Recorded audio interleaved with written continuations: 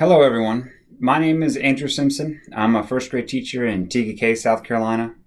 I'm originally from Mount Pleasant, South Carolina, which is outside of Charleston. I'm in my 14th year of teaching elementary school. I've taught first, third, and fourth.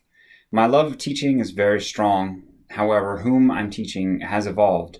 I still really enjoy working with children, but I'm getting more and more interested in working with adults too. I've really grown fond of working with interns and colleagues. I've been a state Senate certified mentor for 8 years, and I've hosted 4 interns, 2 junior interns, a high school intern, and I've mentored 2 first-year teachers. I don't plan on retiring as an elementary teacher, nor do I wish to be in an administrative role. I like to teach, and I want to retire as a teacher, but I want to teach at a college or a university. So hopefully that goal will become a reality in the next several years. Okay, defining research. I believe research is a study or an investigation to find facts and draw conclusions. Let's say I have a topic of interest and a question that needs answering. This topic will need further investigation because other researchers have not found the answer that I need. Part of research is to synthesize the relevant literature that's out there.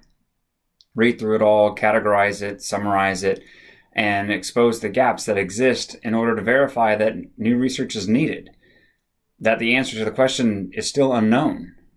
Research answers a question, or at least attempts to answer it. The researcher intends to learn something new.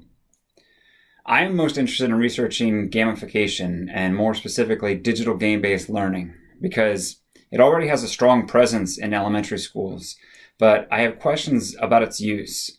Not really questions pertaining to should we use it or should we not use it. My questions are really more about how it should be used. I'm a big fan of learning theories, both cognitive and behavioral. Some of my favorite graduate and undergraduate courses were in psychology and educational psychology. People like Piaget, Skinner, Pavlov, Gardner, Vygotsky, and others have really shaped the way I view teaching and learning. So my big interest in digital game-based learning is mostly focused on the teachers and students who use it, how they're using it, why they're using it, and the differences in effectiveness that exist due to the cognitive and behavioral developmental level of the student. But I also have interests in games themselves, like what game elements are most effective and developmentally appropriate for certain ages.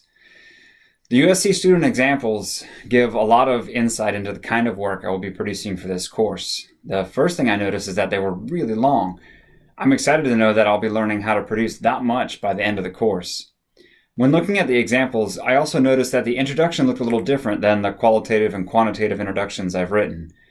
When I compare and contrast the work I've done and the USC examples, I noticed that the USC examples have familiar sections such as statement of the problem, purpose statement, research design, setting and participants, and data collection and analysis.